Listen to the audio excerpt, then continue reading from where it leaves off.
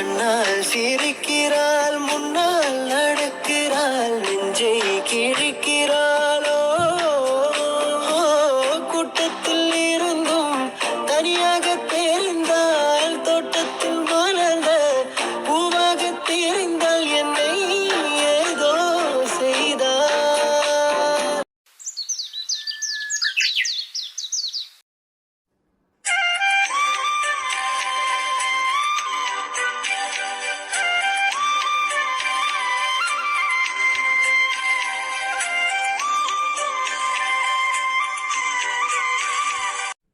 ம் சரி. நான் சொன்ன லிஸ்ட்ல எதுவும் மிஸ் ஆகிடாம பார்த்துக்கோங்க. எப்படி இருந்தாலும் ஒரு 300 பேர் கிட்ட வருவாங்க. ஆமாம். நீங்கள் இதுக்கு எக்ஸ்ட்ரா ஒரு 50 பேருக்கு ஃபுட்டு ரெடி பண்ணிடுங்க. ஆ சரி சரி. அப்பா. ம் இல்லை இல்லை, நான் சொன்ன மாதிரியே நீங்கள் ரெடி பண்ணிடுங்க. ஆ ஃபுட்டு ரெடியானதும் நீங்கள் எனக்கு கால் பண்ணுங்க. நான் லொக்கேஷன் அனுப்புகிறேன். சரி. ஆ நான் வைக்கிறேன்.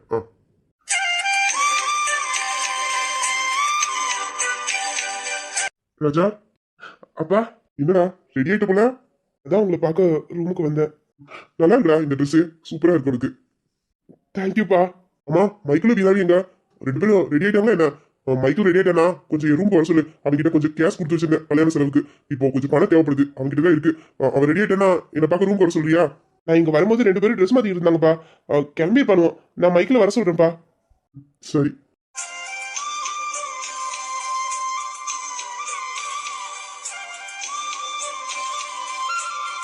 அம்மா உன் கையில என்ன புது ட்ரெஸ் மாதிரி இருக்கு? யாருக்கு எடுத்துட்டு வந்த? இதுவா? இது உங்களுக்கு தான் நான் எடுத்துட்டு வந்தேன். எனக்கா? எனக்கு எதுக்குடா புது ட்ரெஸ் எல்லாம்? நான் எப்போதும் உங்களுக்கு எடுத்து கொடுக்குறதுப்பா. பிசினஸ் விஷயமா எங்கேயாச்சும் வெளியூருக்கு போனாலோ இல்ல ஷாப்பிங் போனாலோ உங்களுக்கு ட்ரெஸ் எடுத்துட்டு வராம என்னைக்காச்சும் இருந்திருக்குன்னா அப்பவே எடுத்து கொடுக்கும்போது, இப்போ நம்ம வீட்டுல ஃபங்க்ஷனு, இந்த டைம்ல நான் உங்களுக்கு புது ட்ரெஸ் எல்லாம் எடுத்து கொடுக்க மாட்டேன்னா என்ன? நீ எனக்கு ட்ரெஸ் எல்லாம் எடுத்து கொடுக்கதான் செய்யற, அதை நான் இல்லைன்னு சொல்லல. ஆனா இப்போ நீ கையில வச்சிருக்கிறது நீ போட்டுக்க ட்ரெஸ் மாதிரியே இருக்கே, இதை எப்படி என்னால போட முடியும்? எடுக்கிறதே எடுக்கிற, என் வயசுக்கு ஏத்த மாதிரி எடுக்கலாம்ல. இந்த பாரு, நான் போட்டிருக்க மாதிரி ஜிப்பா எடுத்துட்டு வந்தா கூட நான் போட்டா நல்லா இருக்கும். இது எப்படி நான் போட முடியும்? ஏன்பா இந்த ட்ரெஸ்ஸுக்கு என்ன? இதெல்லாம் நீங்க போடக்கூடாதுன்னு யார் சொன்னா? இது உங்களுக்கு அழகா தான் இருக்கும். உங்களுக்கு நல்லா இருக்கும்னு நினைச்சு தானே நானே வாங்கிட்டு வந்தேன். நாங்க 4 பேரும் ஒரே மாதிரி ட்ரெஸ் இந்த ஃபங்க்ஷனுக்கு எடுக்கலாம் தான் நினைச்சோம். ஆனா எங்களுக்கு முன்னாடியே வீராவும் பாண்டியும் போய் அவங்களுக்கு பிடிச்ச மாதிரி மேட்சிங்கா எடுத்துட்டு வந்துட்டாங்க. அதனாலதான் நானும் மைக்கிளும் எடுக்க போகும்போது உங்களுக்கும் இதே மாதிரி சேமா எடுக்கா நல்லா இருக்குமேனு வாங்கிட்டு வந்தேன். இதை போட்டுக்கோங்கப்பா, உங்களுக்கு சூப்பரா இருக்கும். என் வயசுக்குலாம் நான் இந்த ட்ரெஸ் போட்டுக்கிட்டு வெளியில போனேன், பாக்குறவங்க எல்லாம் என்ன சின்ன பையனான்னு பார்த்து சிரிக்க ஆரம்பிச்சிருவாங்க.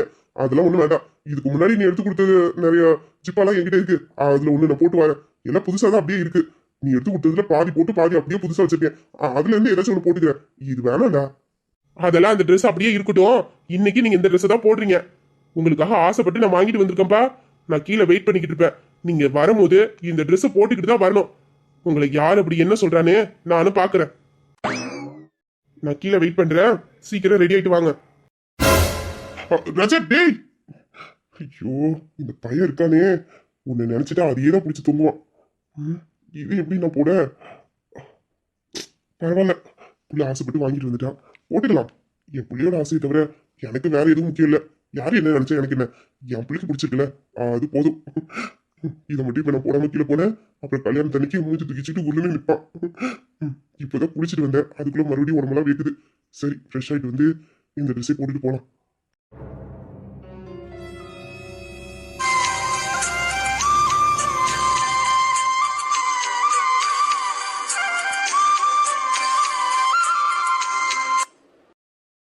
அண்ணே, எனக்கு தெரியும் இந்த ட்ரெஸ் உன் கையில இருக்கும் போதே இது அப்பாவுக்கு தானே. ஆனா இன்னைக்கு அப்பா ஃபங்க்ஷனுக்கு போட போறது நான் வாங்கி கொடுத்த ட்ரெஸ் தான். நீ வாங்கி கொடுத்த ட்ரெஸ் அப்பா போட்டா சின்ன பையன் மாதிரி தான் இருக்கும். ஆனா இந்த ட்ரெஸ் போட்டாதான் அப்பாவை பார்க்க கம்பீரமா இருக்கும். அப்பா சின்ன பையனா இருக்கிறது முக்கியமா இல்ல பார்க்க கம்பீரமா இருக்கிறது முக்கியமா? இத்தனை நாளா நீ எவ்வளவோ ட்ரெஸ் அப்பாவுக்கு எடுத்து கொடுத்துக்கலாம். ஆனா ஃபர்ஸ்ட் டைம் அப்பாவுக்காக நான் இன்னைக்கு முதல்ல ஒரு ட்ரெஸ் எடுத்துட்டேன்னு. சாரிண்ணே, என்ன தப்பா நினைச்சுக்காத. இன்னைக்கு அப்பா ஃபங்க்ஷனுக்கு இதையே போட்டுக்கிட்டோம், இதை இன்னொரு நாள் போட்டுக்கிட்டோம். நான் பத்திரமா எடுத்து வச்சிருக்கேன், சரியா? இது எப்படி இருக்கு? இந்த ட்ரெஸ் அப்பா போட்டாதான் பார்க்க கம்பீரமா இருக்கும். அப்படியே வேட்டியை மடிச்சு கட்டிட்டு அப்பா ரோட்ல நடந்தாரு, பார்க்கவே சும்மா பதறம்ல. அண்ணன் சாரிண்ணே, இந்த தம்பியை மன்னிச்சிரு. ஆனா இந்த ட்ரெஸ்ஸை நான் எதுவும் பண்ண மாட்டேன், பத்திரமா வச்சுப்பேன். கண்டிப்பா ஒரு நாளைக்கு அப்பா கிட்ட இந்த ட்ரெஸ்ஸை கொடுத்து போட சொல்லி உங்ககிட்ட காட்ட சொல்றேன். சாரி. ஐயோ, அப்பா வர மாதிரி இருக்கே, நம்ம ஓட்டிடலாம். யாரும் ரூமுக்கு வந்த மாதிரி இருந்துச்சு, இங்க வந்து பார்த்தா யாரையும் காணும். ஒருவேளை மைக்கிள் வந்து பணம். ஆமா, ராஜா கிட்ட சொல்லிவிட்டேன்ல மைக்கிள் வர சொல்லி. அதான் வந்திருப்பான் போல, நான் பாத்ரூம் இருக்கு தெரிஞ்சு திரும்ப போயிருப்பான். சரி, நம்ம ரெடி ஆகிட்டு கீழே போவோம். இன்னும் கொஞ்ச நேரத்தில் கேட்டரிங்காரங்க சாப்பாடு எடுத்துட்டு வந்துருவாங்க. அவங்களுக்கு பணம் வேற கொடுக்கணும். அவங்ககிட்ட முன்னாடியே வாங்கி வச்சாதான் உண்டு. சரி, ட்ரெஸ்ஸை மாற்றுவோம். இது யாரோட ட்ரெஸ்ஸு? ராஜா இங்க வச்சுட்டு போனது ப்ளூ கலர் ஷர்ட் தானே? இது என்ன ஒயிட் கலர்ல இருக்கு? அவன் என்கிட்ட தரும்போது ப்ளூ கலர் ஷர்ட் தானே தந்தான். அவனும் அதை தானே போட்டிருந்தான். அவன் போட்டிருக்க மாதிரி தான் எனக்கும் ட்ரெஸ் எடுத்துட்டு வந்து தான் சொன்னான். அப்படி இருக்கிறப்போ எப்படி ப்ளூ கலர் ஒயிட் கலர் மாறிச்சு?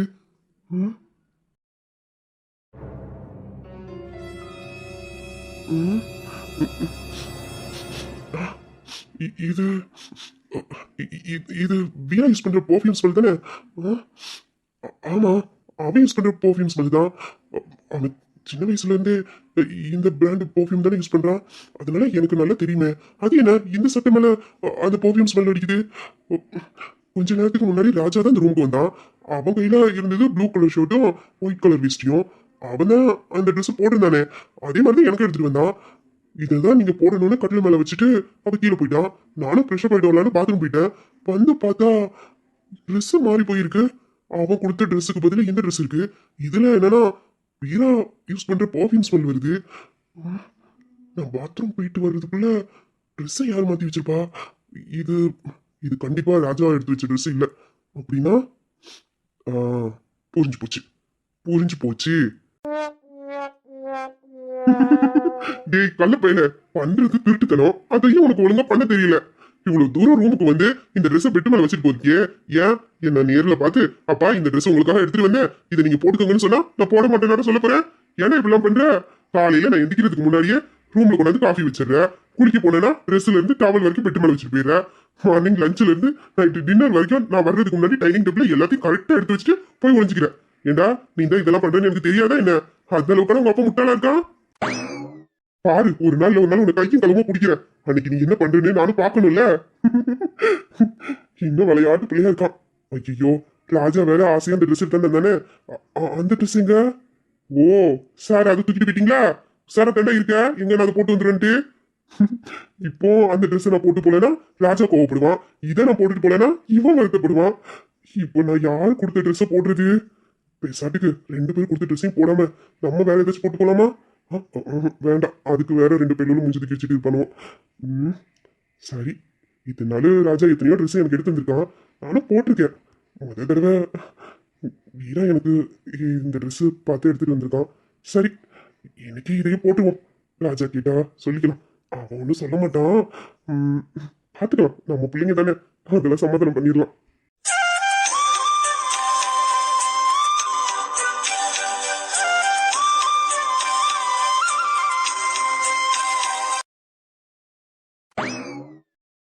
அத்தை வாங்க, பார்த்து வாங்க. இந்த டிரைவர் பையன் பஸ்ஸா ஓட்டுறான். பஸ் முழுசா என் பேர கல்யாணத்துக்காக இவன் பஸ்ல ஏறினே, எனக்கு இப்படி கட்ட பையில அள்ளி போட்டு கொண்டுட்டு வர அளவுக்கு கொண்டாந்து விட்டுட்டானே. ஒரு கழிச்சா. அத்தை நீங்க நல்லா இருக்கீங்களா? நல்லாதான் இருக்கேன் பெரிய மாப்பிள்ள. அது இந்த பஸ் ஓட்டுற டிரைவர் பையன்களுக்கெல்லாம் ஏதோ ஃப்ளைட் ஓட்டுறதா நினைப்பு.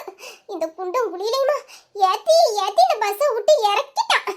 இவன் எத்தனை இறக்குக்கு என் குறுக்கு முள்ளெல்லாம் உடஞ்சி அக்கக்கா உதிர்ந்து கிடக்கு. ஊருக்கு போன உடனே ஒரு வாரத்துக்கு நாட்டுக்கோழி சூப்பை வச்சு நல்லா மடக்கு மடக்குன்னு குடிச்சாதான் உதிர்ந்த எலும்பெல்லாம் ஒட்டும். அது எதுக்கு ஊருக்கு போய்கிட்டு? சீதா கிட்ட சொல்றேன், அவளே வச்சு தருவா. என் பேரனுக்கு கல்யாணம்னு பாத்துக்கிட்டு இருந்த வேலையெல்லாம் அப்படி அப்படியே போட்டுட்டு 25 மைல் தூரத்துல இருந்து பஸ்ஸை பிடிச்சி வந்தேன்னா இங்க என்ன கல்யாண வீடு மாதிரியே இல்ல. கல்யாண வீடுனா கலகலன்னு பொம்பளை அங்கங்கே நடந்துக்கிட்டு புள்ள கடவை விளையாண்டுக்கிட்டு சத்தமும் கூத்தும் கும்மாளமா இருந்தா தானே கல்யாண வீட்டுக்குன்னு ஒரு கலை இருக்கும். இங்க வந்தேன்னா ஒரு நாரிசனத்தையும் காணும். எங்க என் பேர பேத்தி யாரையும் வீட்டுல இல்ல. அத்தா எல்லாரும் உள்ளதான் இருக்காங்க, இருங்க நான் கூப்பிடுறேன். சீதா, சீதா, அத்தா வந்துட்டாங்க பாரு. ஏமா, இதான் உன் பேரங்க கல்யாணத்துக்கு வர நேரமாக்கோ. நாளைக்கு கல்யாணத்தை வச்சுட்டு இன்னைக்கு தான் என் வீட்டுக்கு வழி தெரிஞ்சுச்சோ? யாமட்டி சொல்ல மாட்டேன். நான் மட்டும் அங்க இருந்தேன்னா நீ கூப்பிட்ட நேரத்துக்கு அங்கிட்டு இங்கிட்டு வந்துட்டு போயிருக்கலாம். ஆனா நான் வர நிலைமையிலேயே இருக்கேன். நான் தான் உனக்கு ஒரே பொண்ணு. நானும் கல்யாணம் பண்ணி என் புருஷ வீட்டுக்கு இங்க வந்துட்டேன். என் பிள்ளைங்களும் இங்க தான் இருக்கு. அப்படி அங்க யாரு இருக்கான்னு என்ன பார்க்க வர்றதுக்கு உனக்கு நேரம் இல்லாம போச்சு. ஏன் நான் உன் கூட இல்லனதும் எதுவும் புள்ளைய தத்தெடுத்து வளர்த்துக்கிட்டு இருக்கியா என்ன? அடி கூறுகட்டவளே, நான் எதுக்கு புள்ளையில தத்தெடுக்க போறேன்? எனக்கு நீ ஒத்த பிள்ளைதான். ஆனாலும் பேரம் பெத்தீங்கன்னு எனக்கு எக்கச்சக்கமா இருக்குடி. அந்த புள்ளையெல்லாம் ஒண்ணு சேர்த்தாலே ஒரு வீடு நிறைஞ்சிடும். இது கடையில நான் எங்கடி புள்ளையில தத்தெடுத்து வளர்க்க போறேன்? அதுவும் என் வயசுக்கு எந்த புள்ளையில தத்தெடுத்து பாராட்டி சீராட்டி வளர்க்க? அதெல்லாம் ஒரு காலம் வந்துச்சு, உடம்புல தெம்பு இருந்துச்சு, புள்ளையில வளர்த்து ஆளாக்கி விட்டேன். இப்போ நம்மள பாத்துக்கவே 2-3 பேர் வேண்டியதா இருக்கு. இதுல நான் தத்தெடுத்து வளர்க்க போறேனா? நல்லா பேசிடுவா. அப்புறம் எதுக்கு அங்க தனியா கிடந்து கஷ்டப்பட்டுட்டு கிடக்கிய? மவ கூட வந்து இருக்க வேண்டியதானே? இங்கதான் உங்க பேரம் பெத்தி எல்லாரும் இருக்காக. இந்த பிள்ளைகளோட கடைசி காலத்துல இருந்து சந்தோஷமா இருக்க வேண்டியதானே? உங்களை யார் அங்க தனியா போய் கிடக்க சொன்னா? எனக்கு மட்டும் என் பேரம் பெத்திகளோட வந்து சந்தோஷமா இருக்கிறதுக்கு கசக்கவா செய்யுது? எனக்கும் ஆசைதான். ஆனா கடைசி காலத்துல உன்னை பெத்தவரு அங்க இருக்க அம்புட்டி சொத்தையும் என் பொறுப்புல ஒப்படைச்சிட்டு போயிட்டாரு. என் பேத்திக்கு என்னைக்கு கல்யாணம் முடியுதோ அன்னைக்கு இந்த சொத்தெல்லாம் என் பேத்தி கையில கொடுத்துரு, அது வரைக்கும் நீ தான் பாதுகாக்கணும்னு போகும்போது வாக்கு கொடுத்துட்டு போயிட்டாரு. என்னத்த பண்ண? என்ன இருந்தாலும் என்ன கட்டிக்கிட்டு இத்தனை வருஷம் சந்தோஷமா என் கூட வாழ்ந்தவராச்சே, அவர் சொல்ல மீள முடியுமா? அதான் அந்த சொத்தெல்லாம் போட்டு கட்டிக்கிட்டு கிடக்கே. சொத்து கொடுத்ததை விட வளர்ந்துகிட்டு இருக்குதா. ஆனா நான் வளர்த்த என் பேத்தி தான் இன்னும் அவ வாழ்க்கைக்கு ஒருத்தரை தேடாம அப்படியே ஒத்தையா சுத்திக்கிட்டு இருக்கா. அவ என்னைக்கு கல்யாணம் பண்ண, நான் எப்ப அந்த சொத்தெல்லாம் இவகிட்ட கொடுத்துட்டு அவ பெத்து கொடுக்குற பிள்ளைகளோட கொஞ்சி கொலாய்கிட்டு இருக்க போறேன்னு தெரியல. ஏமா அவ உள்ளதான் இருக்கா, வந்தது வராதமா அவகிட்ட வாயை கொடுக்காத, சும்மா இரு. ஏய், அவ மாற்ற கொலாய்க்கு நீ வேணா பயப்படலாம், நான் அவளுக்கு பாட்டியாக்கும். நான் பேர் காலம் பார்த்து பிறந்தவடி. அவ சீனி தண்ணி வச்சு பேர் வச்சு மடியிலையும் தொல்லையும் போட்டு சீராட்டி பாராட்டி வளர்த்திருக்கேன். அப்படி என்ன பேசிடுவா? இல்ல என்ன பேசிட்டு அவ ஜெயிச்சிருவாளா? அவளுக்கே நான் தாண்டி பேச கத்து கொடுத்தேன். அதெல்லாம் அப்போ. இப்ப அவகிட்ட வாய் கொடுத்து பாரு, செத்து போன உன் மாமியாரே நேர்ல வந்து நிக்கிற மாதிரி இருக்கும். அந்த காலத்துல என் மாமியாரே தெருவா ஓட விட்ட விடி இந்த பார்வதி. இவ என்னடி சின்ன சிரிக்கி, முதல்ல ஓமாவ என்கிட்ட வாயை கொடுத்துட்டு தப்பிக்கிறாளான்னு பாரு. உங்க 2 பேர்கிட்டயும் பேசி என்னால மீள முடியாது. என்னமோ பண்ணுங்க. என்ன பார்வதி, பரவாயில்லையே முழுசா வீடு வந்து சேர்ந்துட்டா? ஏய் சின்னங்க சிரிக்கியே, வயிறு மச்ச கட்டடி, அவ்வளவு சீக்கிரத்துலலாம் போய் சேர்ந்துட மாட்டேன். அதான் தெரிஞ்ச விஷயமாச்சே, அந்த யமனுக்கே டிமிக்கி கொடுத்தவ நீ. இல்லனா உன்னை பிடிக்க வந்த யமன்கிட்ட என் தாத்தனை பிடிச்சு கொடுத்துருப்பியா? ஆமாடி, நான் தான் உன் தாத்தனை அந்த யமன்கிட்ட பிடிச்சு கொடுத்தேன். வேணா நீ என்ன பிடிச்சு ஜெயில போறியா? ஐயா பார்வதி, அதெல்லாம் தப்பு பண்ணவங்க திருந்துறதுக்காக கட்டின இடம். அங்கெல்லாம் உன்னை சேர்த்துக்க மாட்டாங்க. வேணும்னா உன்ன மாதிரி ஒரு ஆளுக்காக நானும் புதுசா ஒரு ஜெயில் கட்டுறேன். அங்கனா உனக்கு போய் போடுறேன். நீ ஜெயில கட்டி, நான் உங்க அப்பா கிட்ட சொல்லி உனக்கு ஒரு கால் கட்டு போடுறேன். கிளவி வந்தது வராதமா என்கிட்ட வாங்கி கட்டிடாத சொல்லிட்டேன். அப்புறம் வந்த பஸ்லயே உன்னை மூட்டையை கட்டி ரிட்டர்ன் போட்டு விட்டுருவேன். உள்ள தலை செஞ்ச அவகிட்ட வாயை கொடுக்காதன்னு கேட்டியா? வாங்கி கட்டிக்க. அடியே, இனிமே தாண்டி இந்த பார்வதியோட ஆட்டத்தை நீ பார்க்க போற. நான் திரும்ப ஊருக்கு போகும்போதே உன் காக்கி உடுப்ப கலட்டி உனக்கு கால் கட்டு போட்டு ஒத்தையில சுத்துற உன்னை ஜோடியா விருந்துக்கு கூட்டிட்டு போவல. நான் உனக்கு போட்டி இல்லடி. தள்ளாடுற உனக்கே இம்பிட்டு கொழுப்பு இருந்துச்சுன்னா ஓட விடுற எனக்கு எம்பிட்டு இருக்கும். நீ என் காக்கி உடுப்ப கலட்டுறியா இல்ல ஒன்ன மூட்டை முடிச்செல்லாம் கட்டிக்கிட்டு ஊரை பக்கம் ஒத்தையில ஓட விடுற நான் மட்டும் பொறுத்திருந்து பாரு. உன் வாயை நீ அடக்க மாட்டியா? இது கல்யாண வீடு நினைச்சியா இல்ல கொலாடி சண்டை போற இடம் நினைச்சியா? அவங்க தான் பெரியவங்க, வயசுல மூத்தவங்க. ஏதோ பேசுறாங்கன்னா நீ பதிலுக்கு பதில் கொடுத்துக்கிட்டு இருப்பியோ? இத என்ன பத்தி சொல்லாதிய, பக்கத்துல இருக்க உங்க அம்மைய பார்த்து சொல்லுங்க. வயசுல மூத்தா மட்டும் போதாது, பேத்திக்கிட்ட எப்படி பேசணும்னு தெரியணும். முதல்ல அந்த பார்வதியை வாயை மூட சொல்லுங்க, நான் மூடுறேன். இவ என்னமோ எங்க அம்மைக்கு தலைமட்ல வந்து பேர் வச்ச மாதிரி பார்வதி பார்வதின்னு கூப்பிட்டு இருக்கா. அடியே, அவங்க உங்க பாட்டி, ஒழுங்கா பாட்டின்னு மரியாதையா கூப்பிடு. வயசுக்கு மரியாதை கொடுடி. ஏன் பேத்தி என்ன பேரை சொல்லி கூப்பிடுதா? உனக்கு என்னடி வந்துச்சு? நானே ஒண்ணு சொல்லாம நிக்க, இவ என்னடி குதிச்சுக்கிட்டு வரவா? நான் என் பேத்திய பேசுவேன், என் பேத்தி என்ன பேசுவா? அது எங்களுக்குள்ளது. நீ எதுக்குடி ஊடாக்குல வந்து குதிக்க? பேசாட்டிக்கு இரு. அப்படியே எனக்கு வயசாயிருச்சு, இவ பாத்துட்டா. அண்ணா, உங்களுக்கெல்லாம் போய் நான் பேசணும் பாருங்க, எனக்கு இது தேவைதான். அத அவ பாட்டிங்கிற உரிமையில உங்ககிட்ட செல்லமா பேசிட்டா, நீங்க எதுவும் தப்பா எடுத்துக்காதீங்க. ஐயா சின்ன மாப்ள, நான் எதுக்கு தப்பா எடுத்துக்க போறேன்? அவ என் பேத்தி இம்முட்டு கூட பேசலனா எப்படி? சரிங்க.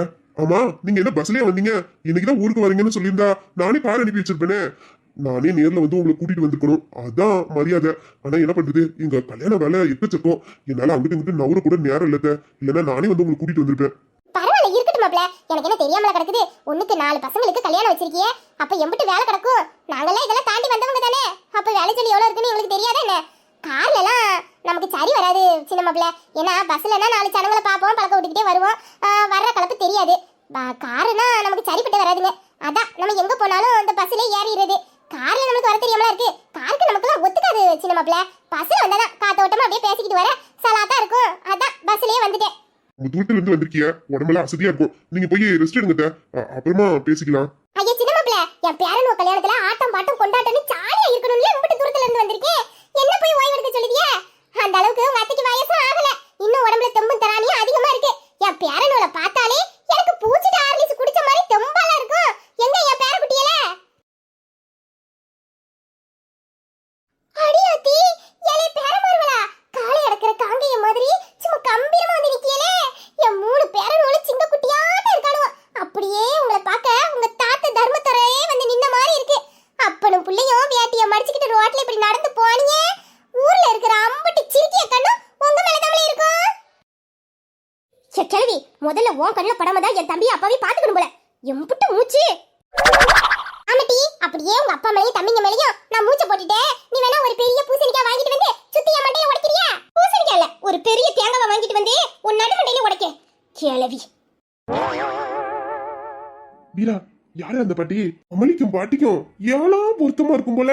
இந்த போடு போடுதுங்க ரெண்டும். ஆமாண்ண, நீ சொல்றது சரிதான். அக்காவுக்கும் பாட்டிக்கும் ஆரம்பத்துல இருந்தே ஆகாது. இவங்க நேர்ல சந்திக்கிறப்போம்னா இப்படிதான் ஏதாச்சும் ஒரு விஷயத்துல முட்டிக்கும். இவங்க நம்ம சீத்தம்மா இருக்காங்களா, அவங்களோட அம்மா கிராமத்துல இருக்காங்க. நான் சின்ன வயசுல இருக்கும்போது பாட்டியும் தாத்தாவும் அடிக்கடி இங்க வருவாங்க. வந்தா கொஞ்ச நாளைக்கு தங்குவாங்க. இவங்க வீட்டுல இருக்கும்போது வீடே அவ்வளவு கலக்கலன்னு இருக்கும். நல்ல கதை சொல்லுவாங்க, நிறைய பேசுவாங்க. தாத்தாலா ரொம்ப ஸ்வீட் தெரியுமா? அவர் என்கிட்டலாம் பேரன்னு உசுரா இருப்பாரு. நான் அவ்வளவு செல்லமா பாத்துக்கிடுவாரு. ஆனா என்ன, அக்காவுக்கும் பாட்டிக்கும் தான் ஆகாது. ஏன்னா அக்கா எப்போதும் பையன் கணக்காவே நடந்துப்பாளா, அது பாட்டிக்கு கொஞ்சம் பிடிக்காது. அவங்க கிராமத்துல இருந்தவங்கல்ல, அம்மாவும் மாதிரியே அக்காவும் இருக்கணும்னு ஆசைப்படுவாங்க. ஆனா அவளுக்கு அது பிடிக்காதுல்ல. அந்த ஒரு விஷயத்துல மட்டும்தான் ரெண்டு பேத்துக்கும் முடிக்கும். ஆனா மத்தபடி அக்காவும் பாட்டியும் நல்லா தான் இருந்துப்பாங்க. இந்த ஒரு விஷயம் தான் அவங்களுக்குள்ள கருத்து வேறுபாடு நடந்துகிட்டே இருக்கும். 2 வருஷத்துக்கு முன்னாடி தாத்தா இறந்து போயிட்டாரு. அதுல இருந்து பாட்டி இங்க வர்றதில்ல. அதுக்கப்புறம் இப்பதான் நம்ம கல்யாணத்துக்காக வந்திருக்காங்க. பாட்டியோட கேரக்டர் கேட்கும் போது ரொம்ப இன்ட்ரெஸ்டா இருக்கு. இப்போ நம்மளும் பழகி பார்க்கலாம்னு சொல்ற. பழகலாம், ஆனா பாட்டி கிட்ட கொஞ்சம் உஷாரா இருந்துக்கணும், அவ்வளவுதான். என்ன திடீர்னு குதர்க்கமா பேசுற?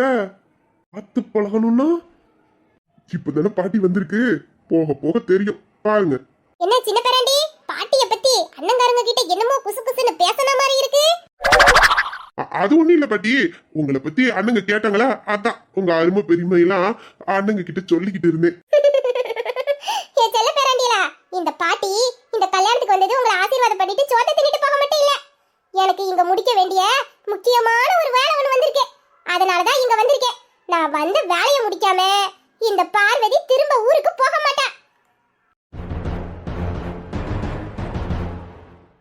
பாட்டிட்ட பழகணும்னு பேராண்டிய ஆசைப்படுதிய, பழகிடுவோம், பழகி பாத்துருவோம். அனி, பந்தக்கால் நடனுமே. ஆமா தம்பி, நேரம் ஆயிட்டு, நல்ல நேரம் போயிடும். ஆமா, அந்த கால் நடுறதுக்கு நான் எல்லா ஏற்பாடும் பண்ணி வச்சுட்டேன். நீங்க வந்து எல்லாம் சரியா இருக்குன்னு சொன்னீங்கன்னா அப்புறம் ஆரம்பிச்சிடலாம். சரி வா, நான் பார்த்து சொல்லுதேன் என்னன்னு. வாங்கம்மா. என்னங்க நீங்களும் வாங்க. அப்பா, பாட்டி என்னமோ வித்தியாசமா பேசுற மாதிரி தெரியல. என்னமோ சொன்னாங்களே, என்ன சொன்னாங்க? என்ன வேலை முடிக்க அங்க வந்திருக்காங்களா? அது பாட்டி என்னமா வித்தியாசமா பேசுனாங்க. எப்போதும் போலதானே பேசிட்டு போறாங்க. அது நீ 2 வருஷம் கழிச்சு பாட்டிய பாக்குறல, அதான் உனக்கு இப்படி எல்லாம் தோணுது. இல்லப்பா, பாட்டியை பத்தி எனக்கு நல்லாவே தெரியும். அவங்க இந்த 2 வருஷமா தான் வரல. மற்றபடி அடிக்கடி இங்க வர்றவங்க தானே. அவங்க கிட்ட நான் நல்லா பேசியிருக்கேன், பழகிருக்கேன். அவங்கள பத்தி எனக்கு தெரியாதா? இல்ல, அவங்க ஏதோ மனசுக்குள்ள வச்சுக்கிட்டு குதர்க்கமா தான் பேசினாங்க. எனக்கு தெரியுது, அவங்க என்னமோ நினைச்சிட்டு தான் இங்க வந்திருக்காங்க. குட்டி, அது எதுக்குமா இப்ப போட்டு யோசிச்சுட்டு இருக்க? அவங்க ரொம்ப தூரம் பஸ்ல டிராவல் பண்ணி வந்திருப்பாங்கல்ல, அந்த அலுப்புல ஏதோ வாய் தவறி பேசிருக்கான். அதெல்லாம் நீ பெருசா எடுத்துக்காத. அப்புறமா அவங்க பாட்டிக்கிட்ட பொறுமையா உட்காந்து பேசு, நல்லதா பேசுவாங்க. நீ இப்ப என்ன பண்ணு, வீடு டெக்கரேஷன் பண்றதுக்கு ஆளு வர சொல்லியிருந்தேன். வந்துட்டு இருக்காங்களா, ஆனா வீட்டு அட்ரஸ் தெரியாதுன்னு சொன்னாங்கம்மா. நீ கொஞ்சம் அவங்களுக்கு ஃபோன் பண்ணி கரெக்டா அட்ரஸ் சொல்றீங்க. சரிங்கப்பா, என் போனை நான் ரூம்லயே வச்சிட்டேன்ப்பா. நான் அங்க போய் ஃபோன் பண்ணி அவங்ககிட்ட கரெக்டான அட்ரஸ் சொல்லி வர சொல்லிடுறேன். போமா, போய் நீ ரூம்ல போய் பேசு, போமா. சரிங்கப்பா. டேய், நீங்க ரெடி ஆயிட்டீங்கல்ல? அதெல்லாம் நாங்க அப்பவே ரெடி ஆயிட்டோம்க்கா. நான் போய் ஃபோன் பேசிட்டு வந்துடுறேன். அதுக்குள்ள நீங்க அம்மா கிட்ட போய் ஏதாச்சும் வேலை இருந்தா கேட்டு செய்யுங்க, போங்க. இதோ கிளம்பிட்டோம்க்கா.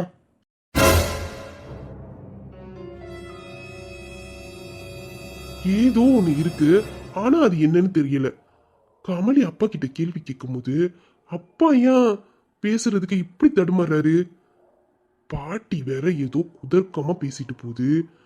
அப்பா முகமும் சரியில்லை. அப்போ என்னவா இருக்கும்? இல்ல எனக்கு தான் இந்த குழப்பம் இருக்குதா? நான் தான் இப்படிலாம் யோசிக்கிறேனா? எங்களுக்கும் இதே டவுட் தான். நீங்களும் நினைச்சீங்களா? ஆ, அப்படின்னா உங்களுக்கும் அதே விஸ்குன்னு தான் கேட்டிருக்கு. ஆமா ஆமா, அதே விஸ்கு தான் எங்களுக்கும். ஏனே, இந்த விஸ்கு ஏன் அக்கா சம்பந்தப்பட்டதா இருக்கக்கூடாது?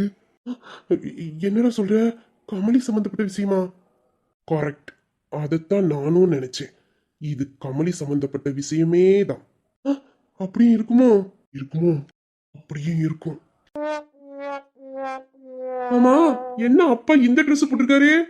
டேய் ராஜா, நம்ம எடுத்த Dress நீ அப்பா கிட்ட கொடுக்கல? அப்பவே நான் கொடுத்துட்டேனே. தீ மாட்டிக்கிட்டேனே. துத்தியா, அங்க திரும்பி பாரு. ஆமா, இது நான் கொடுத்த Dress இல்ல. நம்ம போட்டிருக்க மாதிரி தானே அப்பாவுக்கு வேட்டி சட்டையும் எடுத்து கொடுத்தேன். அப்பா என்ன இந்த Dress போட்டு வந்திருக்காரு? ஆனா இப்ப இதுல என்ன இருக்கு? இந்த Dressம் அப்பாவுக்கு அழகா தானே இருக்கு. இல்லாதான் இருக்கு, இல்லன்னு சொல்லல. ஆனா இன்னைக்கு ஃபங்க்ஷனுக்கு நாங்க 3 பேரும் ஒரே மாதிரி Dress போடணும்ல, அதை எடுத்துட்டு வந்தோம். அதையும் போடல. ஆனா ஒருவேளை நீங்க கொடுத்த Dress தான் இந்த Dress போல. அந்த Dress தான் அப்பா இப்ப போட்டிருக்காருன்னு நினைக்கிறேன். இது நாங்க போட்டிருக்க Dressம் அப்பா போட்டிருக்க Dressம் ஒரே Dress. அது அப்படித்தான் எனக்கு தெரியுது. ஏய், உன் கண்ணாடியை கழட்டிட்டு தொடச்சிட்டு பாடுறா. நாங்க போட்டிருக்கிறது ப்ளூ கலர் ஷர்ட், அப்பா போட்டிருக்கிறது ஒயிட் கலரு. இது கூடவா நான் வித்தியாசம் தெரியல? இது அப்பா போட்டிருக்கிறது ஒயிட் கலரா? அது ஒண்ணு இல்லனே, நீங்க 2 பேரும் இப்படி பளிச்சுன்னு போட்டு பக்கத்துல நிக்கலா, அதான் தூரத்துல இருந்து பார்க்கும் போதும் எனக்கு இதே கலர் தெரியுது. உனக்கு அப்படி தெரியுது இல்ல? இதை நாங்க நம்பணும். எனக்கு என்னமோ இது இவன் பார்த்த வேலையாத்தான் இருக்குமோன்னு தோணுது. ஐயோ, என்ன சொல்லுத? நான் என்ன பண்ண போறேன்? நான் உங்க கூட தானே ரெடி ஆயிட்டு இருந்தேன். ரெடி ஆயிட்டு ரூமுக்கு விட்டு நேரா ஹாலுக்கு வந்திருக்கேன். நான் அப்பா ரூமுக்குள்ள போகவே இல்லையே. நான் எப்படி அப்பா ரூமுக்குலாம் போய் நீங்க கொடுத்த ட்ரெஸ்ஸை எடுத்துட்டு இந்த ட்ரெஸ்ஸை கொண்டு போய் வச்சுட்டு வருவேன்? அது எப்படி சாத்தியமாகும்? கன்ஃபார்மா சொல்றேன், இவன் தான் பண்ணியிருக்கான். இருடி, உனக்கு வந்து வச்சிருக்கேன். எப்போ நான் உங்ககிட்ட என்ன சொன்னேன்? இன்னைக்கு நம்ம 3 பேரும் ஒரே மாதிரி Dress போடணும் ஆசைப்பட்டு நான் உங்களுக்காக எடுத்துட்டு வந்திருக்கேன். ஃபங்க்ஷனுக்கு நீங்க இந்த Dress தான் போடணும்னு சொல்லி தானே கொடுத்துட்டு வந்தேன். இப்ப மட்டும் என்னடா, அது நீ கொடுத்த Dress தானே நான் போட்டிருக்கேன். இது நான் கொடுத்த Dress-ஆ? அப்பா நல்லா பாருங்க, நான் போட்டிருக்க ஷர்ட் நீங்க போட்டிருக்க ஷர்ட்டையும் இதே மாதிரி தானே நான் உங்களுக்கு ஷர்ட் எடுத்து கொண்டாந்து கொடுத்தேன். நீங்க என்ன ஒயிட் கலர் ஷர்ட்டை போட்டிருக்கீங்க? நான் எடுத்து கொடுத்த ஷர்ட் எங்க? ஏய், நல்ல பாருடா, இது நீ எடுத்து கொடுத்த Dress தான். நான் ரூம்ல இருக்கும்போது நீ தானே இன்னைக்கு ஃபங்க்ஷனுக்கு நீங்க இந்த Dress தான் போட்டுட்டு வரணும்னு சொன்னேன். அதை தவிர நானும் போட்டு வந்திருக்கேன். நான் இது கொடுத்தேனா? இல்லையே, நான் இது கொடுக்கலையே. நான் போட்டிருக்க மாதிரி Dress எல்லாம் கொடுத்தேன். இது அது இல்லையே. ஏய், வர உனக்கு ஞாபகம் இருக்கு அதிகமா வந்துகிட்டே இருக்கு. கல்யாணம் முடிஞ்சதும் முதல்ல ஒரு டாக்டர் கொண்டு போய் உனக்கு காட்டணும். சரி, எனக்கு வேலை இருக்கு, நான் போறேன். சீக்கிரமா வாங்கடா. யாரு? ஏன் அப்ப வச்ச? டேய், ஒழுங்கா சொல்லு, இது உன் வேலை தானே? என்ன நீ சொல்லுத? எனக்கு ஒண்ணுமே புரியலையே. நீங்க ஒண்ணா அத்தியோட இவனுக்கு இருக்க கொழுப்ப, அப்பாவுக்கு நான் வாங்கின ட்ரெஸ் எடுத்துட்டு இவன் எடுத்த ட்ரெஸ் கொண்டு போய் வச்சுட்டு வந்திருக்கான். சரி விடுடா, நம்ம தான் அடிக்கடி அப்பாவுக்கு ட்ரெஸ் வாங்கி கொடுக்குறோமே. ஃபர்ஸ்ட் டைம் அவன் வாங்கி கொடுத்துருக்கான், அப்பாவும் ஆசையா போட்டிருக்காரு. நல்லா தானே இருக்கு? நல்லாதான் இருக்கு. அப்புறம் என்னடா, அப்பா இந்த ஒயிட் அண்ட் ஒயிட்ல பார்க்க சூப்பரா இருக்காரு. இதே போட்டுக்கிட்டோம். சரி வா, நமக்கு வேலை கிடக்கு, போய் பார்க்கலாம் வா. வா.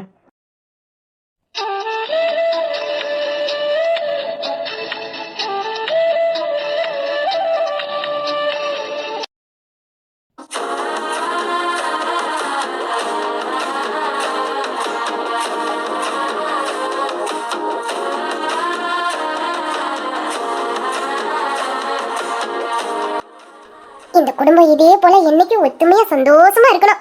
சித்தா, சாமியை மனசுல நினைச்சுக்கிட்டே பந்தக்கால் கார்த்திடுமா? சரிங்கம்மா.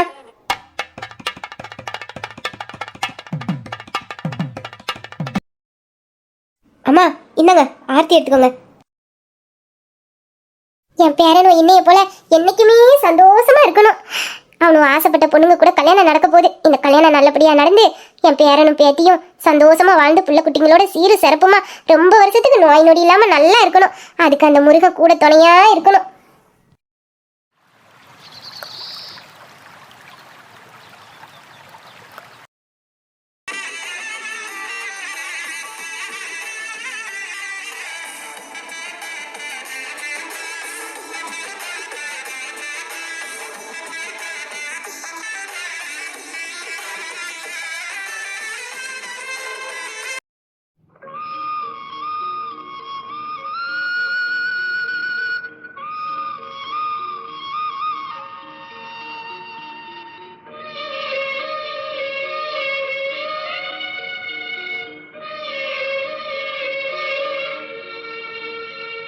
ஏய்யா பாண்டி நல்லா சாமி கும்பிட்டுக்க, எந்த தடையும் இல்லாம கல்யாணம் நல்லபடியா நடக்கணும்னு. ம் சரிம்மா. செல்லம்மா ஆர்த்தி தட்டு கொடு, பிள்ளைக்கு திருநீர் வச்சு விடுறேன். நான் மறந்தே போயிட்டு பாருங்க. இந்தாங்க பிள்ளைக்கு வச்சு விடுங்க.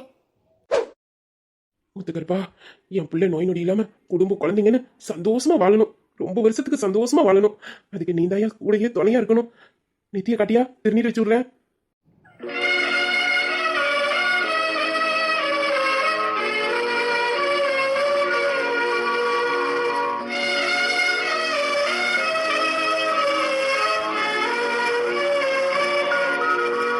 வரியா, நீயும் சந்தோஷமா இருந்து உன்னை நம்பி வர்றவளையும் சந்தோஷமா பாத்துக்கணும்.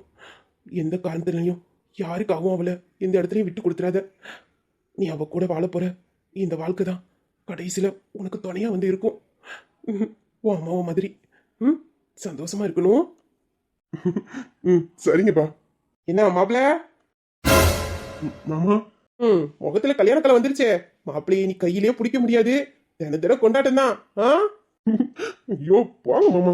என்ன மாப்பிள்ள வெக்கம்ல படுத்திய? நல்லா தான் இருக்கு என் மாப்பிள்ள வெக்கப்படும் போது. நல்லா இருக்கு, ரொம்ப நல்லா இருக்கு.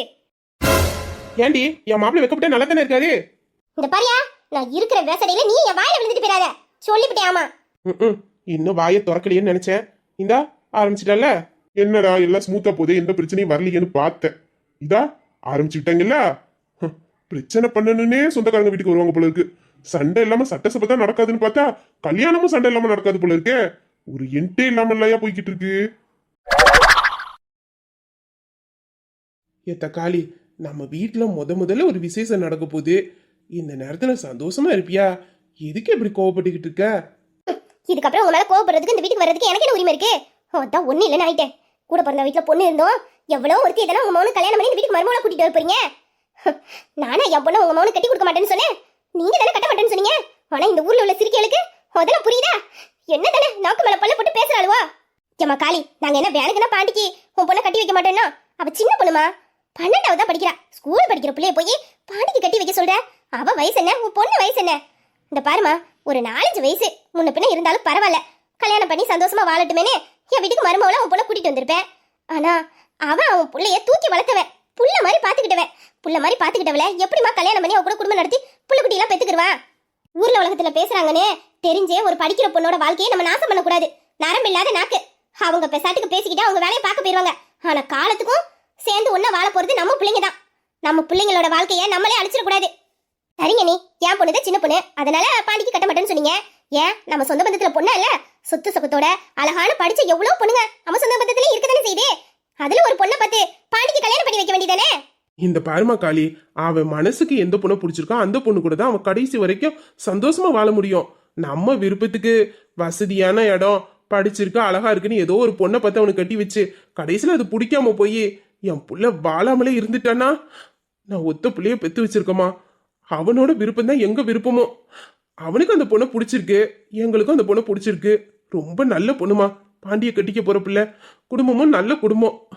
கண்டிப்பா 2 பேரும் சந்தோஷமா இருப்பாங்க. நீ வேணா பாத்துக்கிட்டே இருமா. நம்மளே தேடி போய் சொந்த பந்தத்துல அலைஞ்சு திரிஞ்சாலும் இப்படி ஒரு நல்ல மருமக வீட்டுக்கு அமைக்க மாட்டா.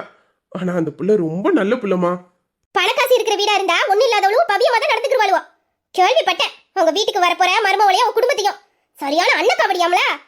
அவ அம்மா கறி வீடு வீடா வேலைக்கு போய் கடவுட வாங்கி தான் மூத்தவளையே கட்டி கொடுத்தாவா. இப்ப 2வது பொண்ணுக்கு இப்படி வசதியான ஒரு இடத்துல இருந்து மாப்பிள்ள வந்ததுன்னு தெரிஞ்ச உடனே அப்படியே கோழி அமைக்க போற மாதிரி அமைக்க போட்டுக்கிட்டா. வீடு வாச தோட்ட தரவனி எக்கச்சக்க இருக்கு. வீட்டுக்கு ஒரே பையன், போதா குறைக்கு பாண்டி கவர்மெண்ட் வேலையில வேற இருக்கான். உழைச்சு போட்டா குடும்பத்தோட வருஷ கணக்குல உட்காந்து திங்கலான்னு நினைச்சிருப்பாளுவா. வலிக்காம பழம் திங்க வேண்டாம் நான் சொல்லுவாளுவா. அதான் நீங்க வீடு தேடி போய் பொண்ணை கேட்டதும் அப்படியே பல்ல அழிச்சுக்கிட்டு பொண்ணை கொடுக்குறேன்னு முடிவு பண்ணிட்டாளுவா. மரியாதையான குடும்பமா இருந்தா கொஞ்சம் யோசிச்சிருக்கோம். அதான் பணம் காசு வீடு தேடி வருதே. மானங்கட்ட குடும்பம் குடும்பத்தையே இப்படி வளைச்சு போட்டுருக்கு. கட்டினவனை வளைச்சு போட்டா பரவாயில்ல, குடும்பத்தையும் சேர்த்துல வளைச்சு போட்டுருக்கு. இதுல இருந்தே தெரியல நீங்க கட்டிட்டு வீட்டுக்கு வர போற அந்த பிச்சைக்காரியோட மவா எப்படியாப்பட்ட ஆளா இருப்பானு. அப்படி என்னத்தை கட்டி மயக்கினாலும் குடும்பமே அவ காலடியில போய் கிடைக்கிறீங்க. இதுக்கப்புறம் என் பொண்டாட்டி பத்தியும் அவன் குடும்பத்தை பத்தியும் ஏதாச்சும் தப்பா பேசுனீங்க, பேசுறதுக்கு வாய் இருக்காது சொல்லிட்டேன். பாண்டி வேண்டாயா, எதுக்கு நல்ல காரியம் நடக்கிற இடத்துல சண்டை போட்டுக்கிட்டு வீடு. அவ ஏதோ புரியாம பேசுறா. விடு பாண்டி, கோவப்படாத. என் புள்ள சரியா தான் பேசிக்கிட்டு இருக்கான். என்ன செல்லமா இது? உங்க தங்கச்சி பேசுனதே அவனோட பொண்டாட்டிய பத்தி. அவன் பொண்டாட்டிய பேசுறதுக்கு நமக்கே உரிமை இல்ல. அப்படி இருக்கும்போது உங்க தங்கச்சி பேசுனா அவன் வாயை முடிக்கிட்டு நிப்பானா? என் புள்ள கரெக்டா தான் பேசிக்கிட்டு இருக்கான். இந்த பாருங்க, அவ ஏன் பொண்டாட்டி, அது ஏன் குடும்பம். அவங்கள பத்தி பேசுறதுக்கு உங்களுக்கு எந்த உரிமையும் கிடையாது. என் கூட காலத்துக்கு இந்த வீட்டுல வாழ போறவள எனக்கு பிடிச்சா போதும். என் மனசுக்கு எவ்வளவு பிடிச்சிருக்கோ அவ கூட தான் நான் சந்தோஷமா கடைசி வரைக்கும் வாழ முடியும். பண காசுக்கும் அழகுக்கும் ஆசைப்பட்டு ஏதோ ஒரு கழுதையை கட்டி அந்த வீட்டுல வச்சுட்டு கடைசியில அவளுக்கு புருஷன் அவன் வாழ முடியாம, பெத்தவங்களுக்கு பிள்ளைய அவன் வாழ முடியாம என் வாழ்க்கையை நாசம் பண்ண சொல்றீங்களா? அத்தை வீட்டுல பண காசு இல்லாம இருக்கலாம், ஆனா அவங்கள மாதிரி பாசம் கட்ட உறவுக்காரங்களாலையும் முடியாது. என் அப்பாவுக்கு எத்தனை தடவை உடம்பு முடியாம போயிருக்கு. நீங்க என்னைக்காச்சும் ஒரு நாள் எட்டி வந்து இந்த வீட்டுல வந்து பாத்துருப்பீங்களா?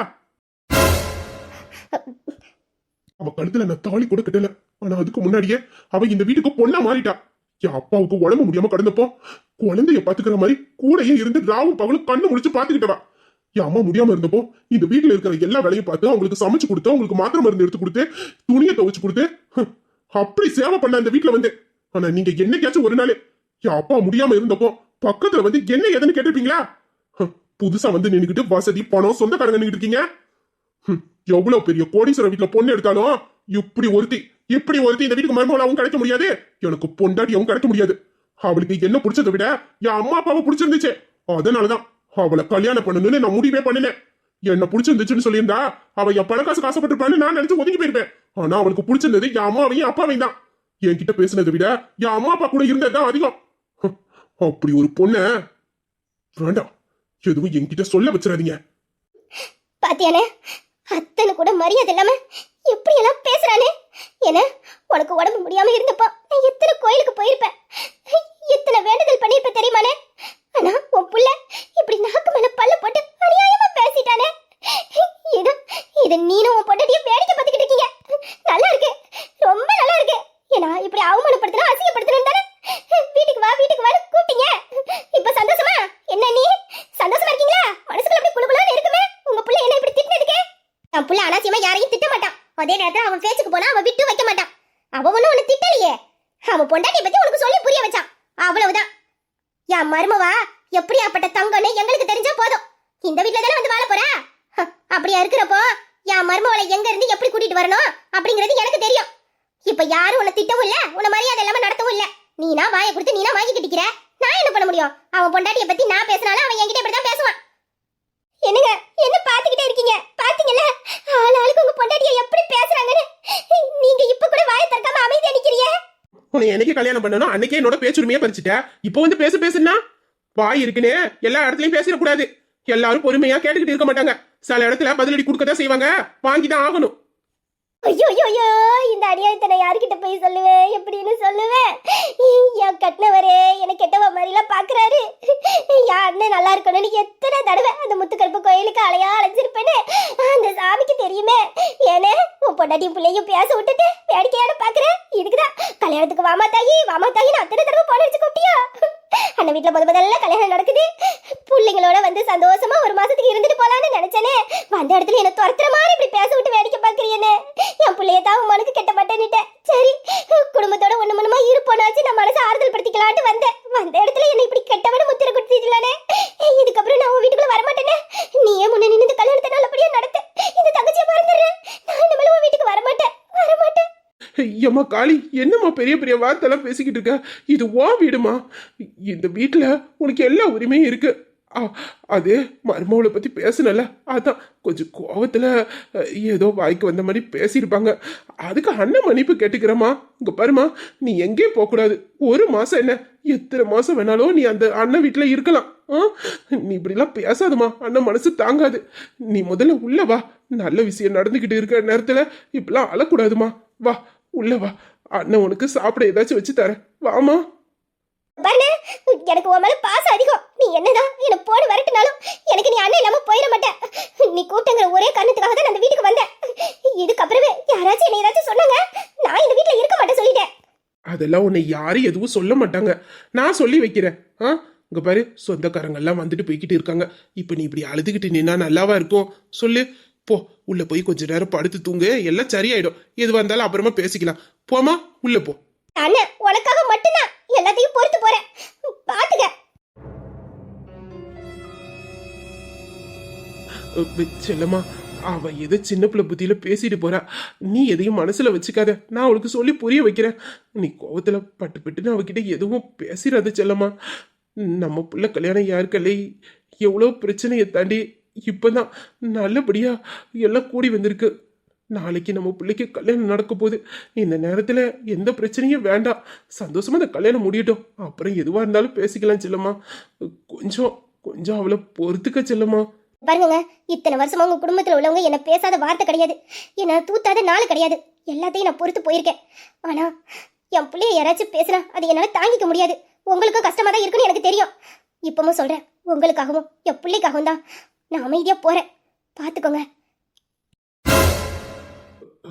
ஐயா, அப்பா, நீங்க அம்மா கூட போயிருங்க. இதுக்கப்புறமே இந்த மாதிரி எதுவும் நடக்காது. நான் பாத்துக்கிறேன். நீங்க போங்க. சரியா மாமா, நான் அதையே பேசிட்டேன்னு உங்களுக்கு கோவம் ஒண்ணும் இல்லையே? கோவமா? சந்தோஷமா பிள்ள. இத்தனை வருஷம் என்னால பண்ண முடியாத ஒரே செகண்ட் நீங்க பண்ணிட்டீங்களே. இப்ப வாயெல்லாம் இப்படிதான் மூடணும். வார்த்தையாது விஷம். வாயை திறந்தாலே விஷத்தை தான் கக்குவா. இந்த பாருங்க மாப்பிள்ள, உங்க அப்பாவுக்காகவும் என் பிள்ளைக்காகவும் தான் இவ பேசுறதெல்லாம் பொறுத்து பொறுத்து கடைசியில செவிடாவே போயிட்டேன். அதான் இவ என்ன பேசினாலும் என் காதுல உழவே மாட்டேங்குது. இன்னைக்குதான் சந்தோஷமா இருக்கேன். மாப்பிள்ள, இந்த சந்தோஷத்தை கொண்டாடியே தீரணும் பாத்துக்கோங்க. மாமா, இந்த பாருங்க மாப்பிள்ள, இன்னைக்கு உங்களுக்கு கல்யாணம். அதை விட என் வாழ்க்கையிலே நான் நினைச்சு கூட பார்க்க முடியாத பெரிய சம்பவத்தை நடத்தி காட்டியிருக்கீங்க.